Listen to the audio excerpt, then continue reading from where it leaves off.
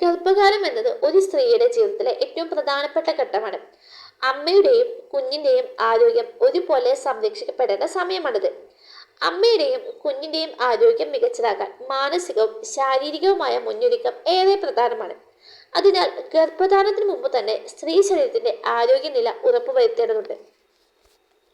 ഗർഭിണിയാകാൻ ആഗ്രഹിക്കുന്ന സമയത്തിന് 6 മാസം മുമ്പ് തന്നെ ശരീരവും മനസ്സും ആരോഗ്യകരമായ രീതിയിൽ പാകപ്പെടുത്തുന്നതിന്റെ ഭാഗമായി മികച്ച ഭക്ഷണരീതി ആരംഭിക്കുന്നത് ഗുണം ചെയ്യും. ആവശ്യത്തിന് കാർബോഹൈഡ്രേറ്റ്, വിറ്റാമിനുകൾ, പ്രോട്ടീൻ, നാരുകൾ അടങ്ങിയ ഭക്ഷണം എന്നിവ ആഹാരത്തിൽ ഉൾപ്പെടുത്താൻ ശ്രദ്ധിക്കണം.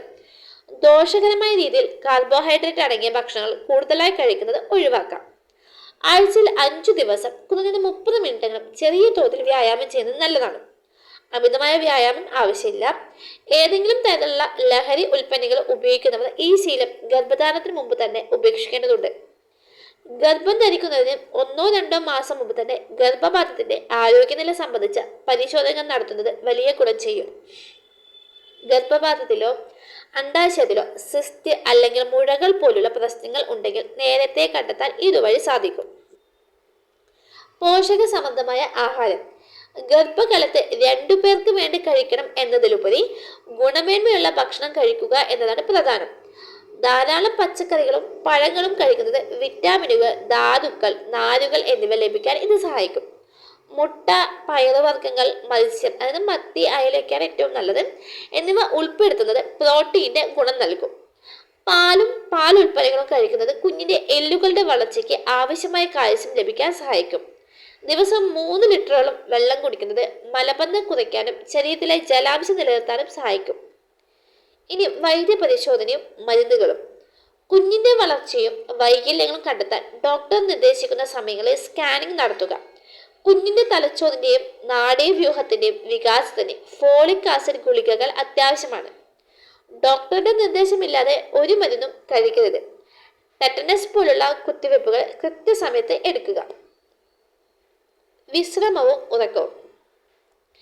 രാത്രിയിൽ കുറഞ്ഞത് 8 മണിക്കൂർ ഉറക്കം നിർബന്ധമാണ്.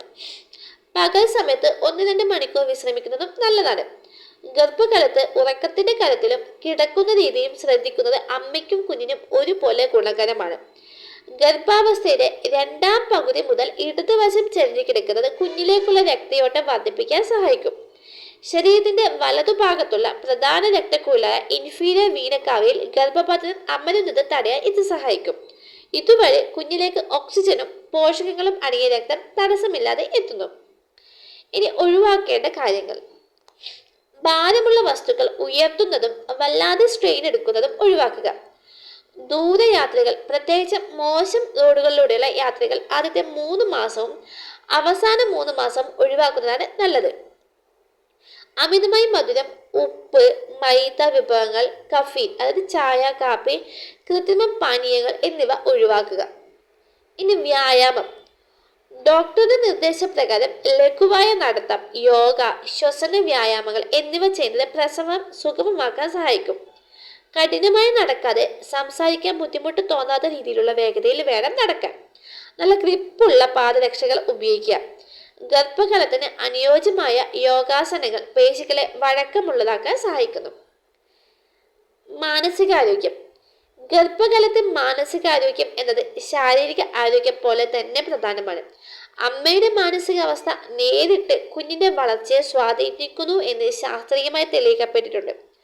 സന്തോഷമായിരിക്കുക എന്നത് കുഞ്ഞിന്റെ വളർച്ചയെ പോസിറ്റീവായി ബാധിക്കും. വായന, സംഗീതം കേൾക്കൽ തുടങ്ങിയ വിനോദങ്ങളിൽ ഏർപ്പെടുക. അമിതമായ ടെൻഷനും സ്ട്രെസ്സും ഒഴിവാക്കാം.